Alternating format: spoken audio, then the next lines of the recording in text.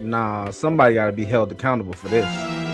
When it comes to the music, the books, the TV shows, the movies, those things are media. Okay, sure. How many of that? How much of that did we produce and distribute? Oh, I don't know who wrote the lyrics for Tupac or who wrote the lyrics for B.I.G.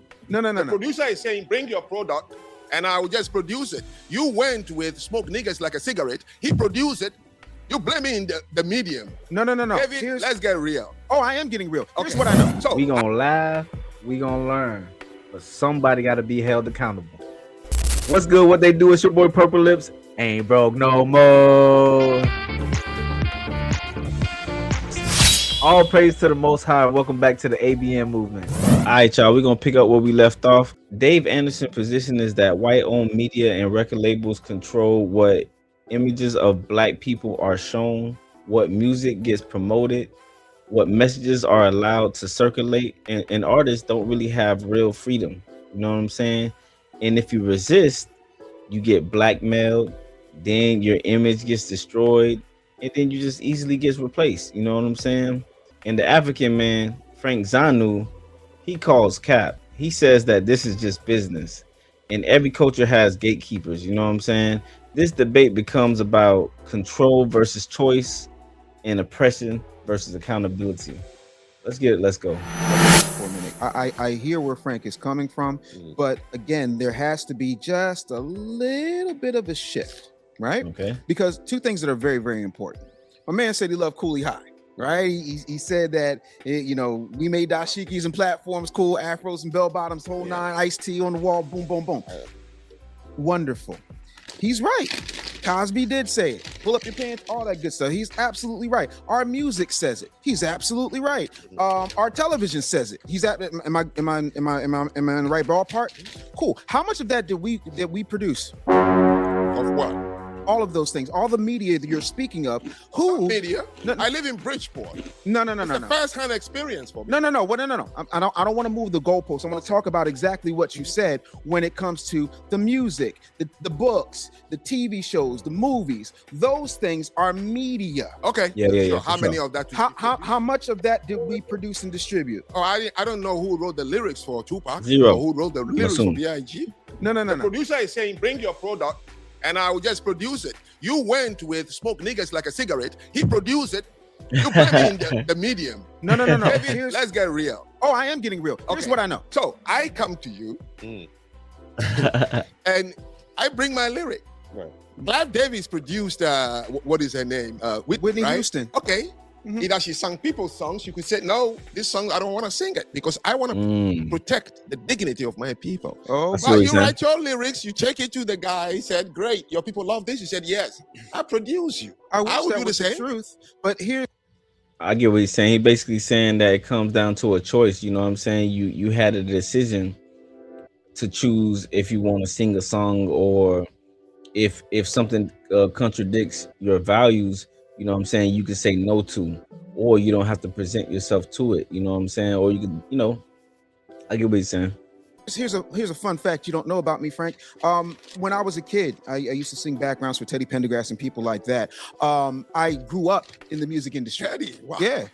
Gerald Levert. Wow. I'm the youngest person to re-record the Twist with Chubby Checker. Like, I've been around the music business for a very formidable part of my life. I also was a radio programmer. I also ran CBS in Austin. I also put Ricky Smiley in the syndication. I worked with Wendy Williams, DJ Clue, so on and so forth. I can tell you from firsthand experience, and I defy anybody who watches this to tell me I'm lying, that we do not get to pick what records make. See, when somebody makes a record, you might not know this because you're not in the industry. When somebody makes a record, they can make a bunch of songs. Marvin Gaye and Barry Gordy, because Barry Gordy was answering to palm-colored people at this particular point in history, had an issue because Marvin Gaye wanted to sing what's going on and start reaching his people a different way. And what Barry Gordy wanted was, I wasn't bidding nothing. He wanted the fun stuff. He didn't want anything, too controversial because he didn't think it was going to sell. What would black culture look like if the standards were enforced by us? Hakuna Matata.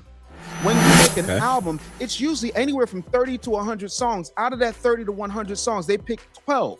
And when you look at it, the people who are making it's funny you said Clive Davis, because Clive Davis is also responsible for BIG, because Clive Davis distributed Bad Boy, and then after him you had Jimmy Iovine distributed Bad Boy, and Death Row. You at different points in history. The point of it is, when the people, the board that are not us, statistics. I ain't gonna lie, after he just said that, who just thought about the Puff Daddy situation? You know what I'm saying? Drop your thoughts in the comment if you just thought about the Puff Daddy situation when he brought up the Clive Davis and the Jimmy, whatever that guy name is. And historically, because I defy you to find a major record company, a major media platform that is owned by us. We don't get a say. We can make 1,000,001 songs. I have sat in meetings with people who were signing record deals, and they were like, yeah, we like this, but no more of this. You can't talk about this, that, and the third.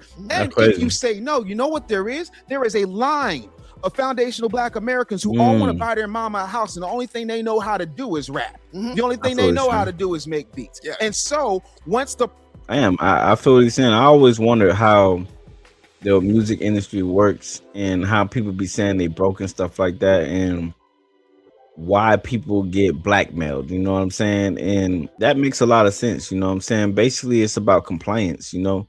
How much are you willing to obey inside these corporations and businesses, because they basically tell you what to put out, and if you don't do it, you might rather get rid of half of these so that you can talk about what we want you to talk about. That's kind of crazy. This the ABN movement. If you made it this far, I appreciate y'all. Go ahead and press that like button, and if you like the video, go ahead and join the movement. We post 4 times a week. This your boy Purple Lips. Ain't broke no more. Thank you. Black Americans who all want to buy their mama a house, and the only thing they know how to do is rap. The only thing they know how to do is make beats. And so once the product gets in their hands, it's not about what we want. Because if you go back, you were here, 1992. Were you here? Right?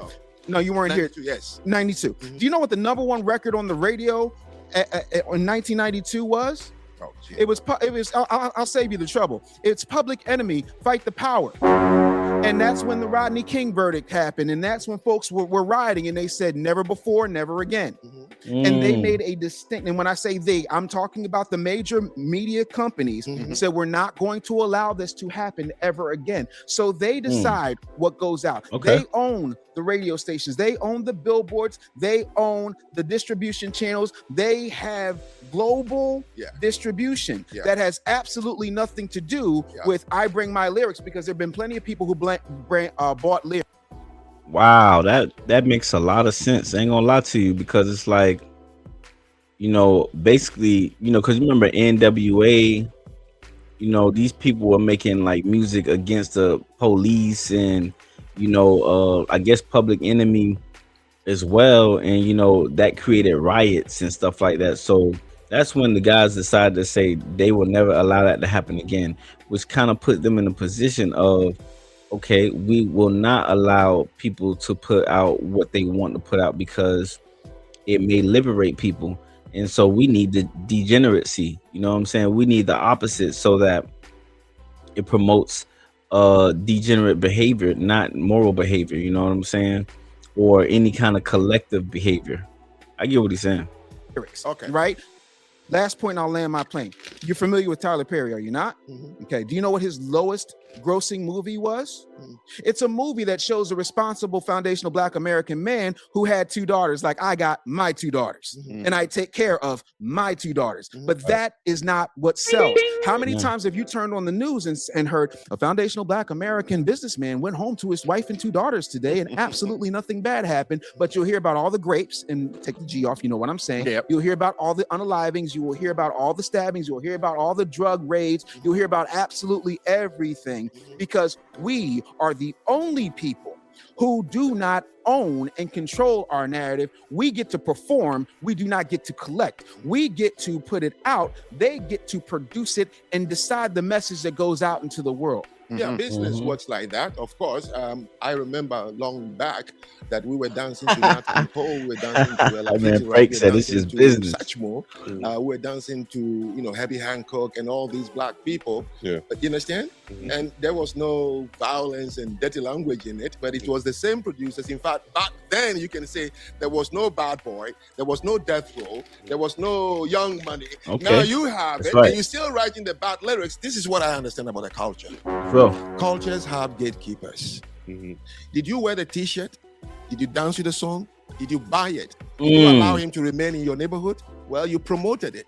So don't blame the guy over there. If you're going to sell your dignity, as you said, so your labels can sell, well, you choose because you don't have a culture that has a gatekeeper. But I promise you one thing, the people I lived among in Asia, they will never let you back again into the community if you're going to sing songs about our women that 100%. way or make videos with our women.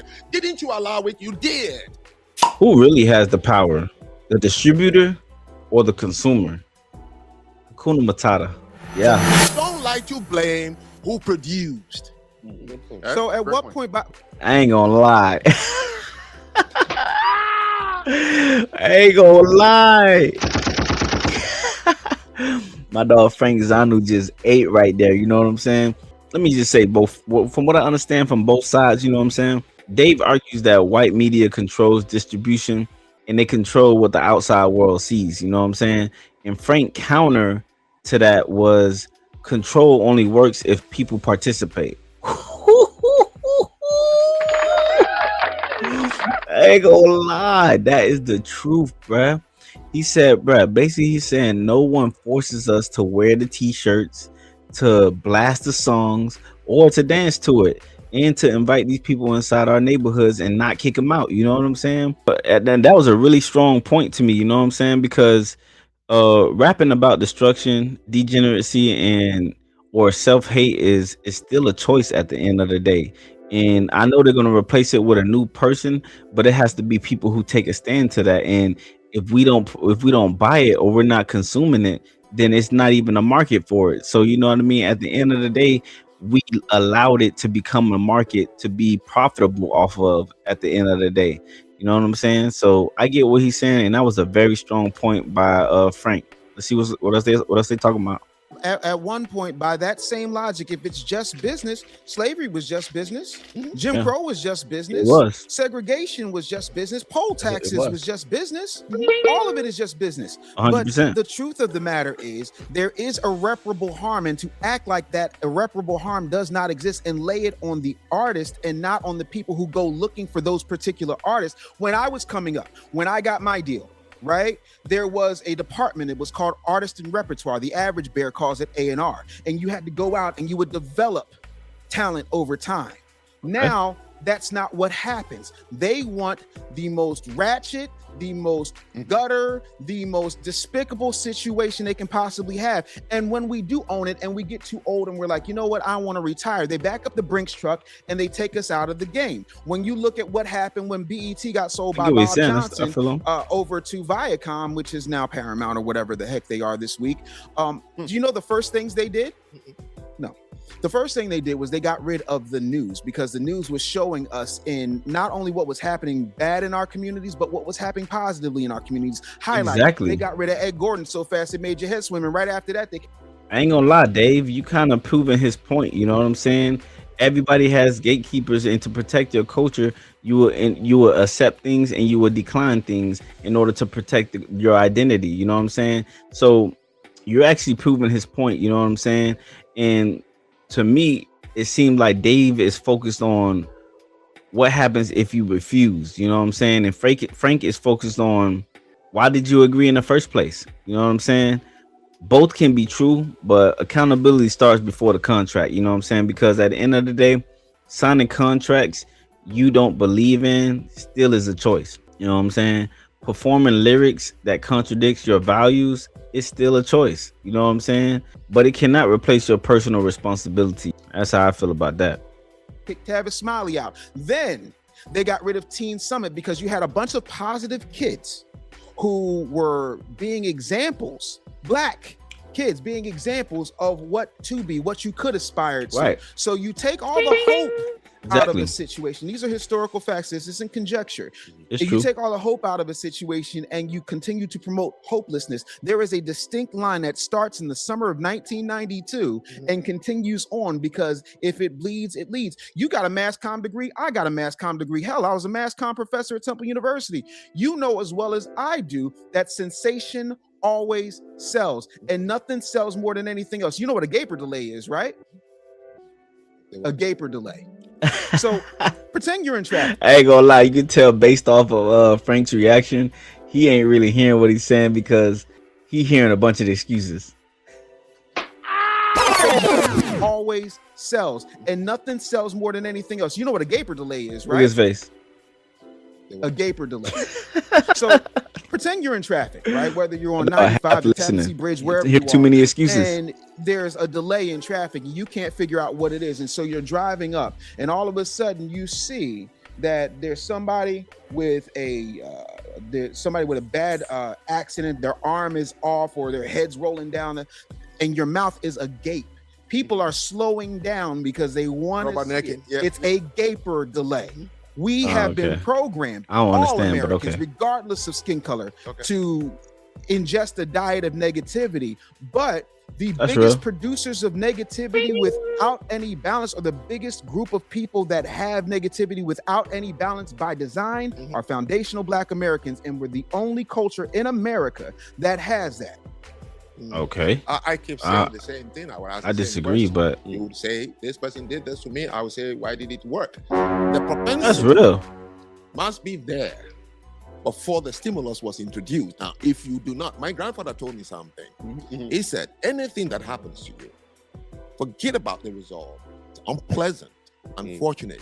Do not focus on what happened to me, because everybody knows what happened to you, and you know what happened to you. Ask, why was I susceptible to it? And from that day, nobody can mess with you. I think it's not that's that real. simple. All right, No, I know it's not that simple. The traffic light was created by a Black man, right? Right. You know what they did? They started making tickets for people at red lights. The light bulb was created by a Black man. They started making Con Edison bills. Like everything, the cell phone was created by. I am saying what I'm saying. It's you not have that to ask you can't yourself. make it that simple. If we created all these explained things and they add a bill to what we created. Look, man, I cannot defend what you have just listed. I have no proof of it. I have no name of it. Excuses. Black Americans are fewer than Africans. Is that not true? Wait, huh? Certainly. The population of African Americans in America is like one country in Africa, isn't it? Certainly. Okay. So if you all that's true. these abilities to do all these things, why always the invention is an African American and never anything happens where you came from? We repeat the question because I know Let me repeat the question so it's clear. Yeah, sure. Africa has almost 1.2 billion people, 54 countries. Yes. All right. African Americans, 13%, maybe 54 million, right?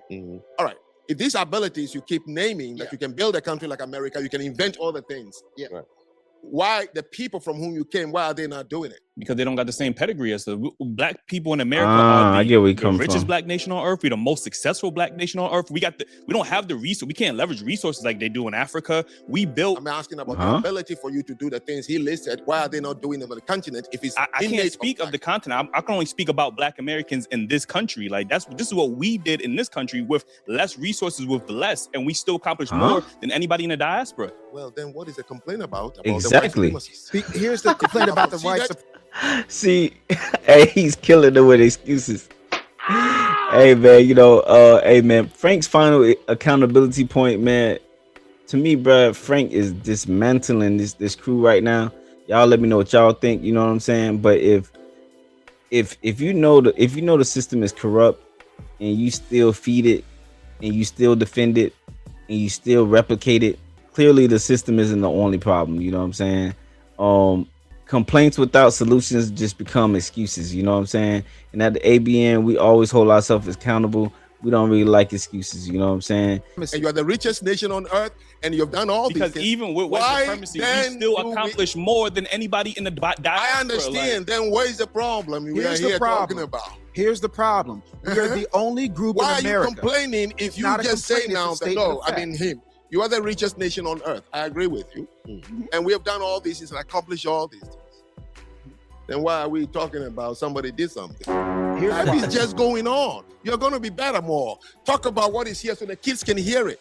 Pointing that to them. Be the you influence. are pronouncing and highlighting. You're the one making it that the kids are demoralized by these narratives. And I refuse to participate in that because the day I knew I'm just a different person, I'm an accidental citizen of this earth. I didn't choose my skin color. I didn't choose my tribe. I didn't choose my nation. I didn't choose my race. What is there for me to defend anyway?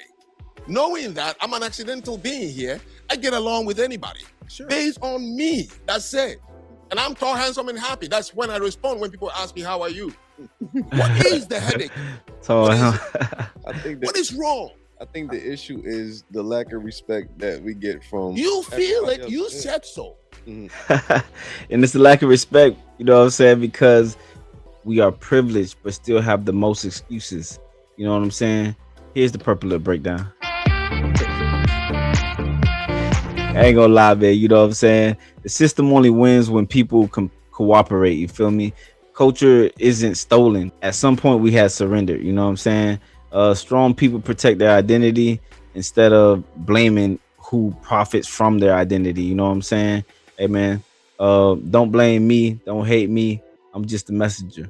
Hakuna Matata. Hey, man, accountability before excuses. Ain't broke no more spiritually, mentally, and systematically. This the Ain't Broke No More movement. We building brick by brick. I'll see y'all in the next video. I'm out.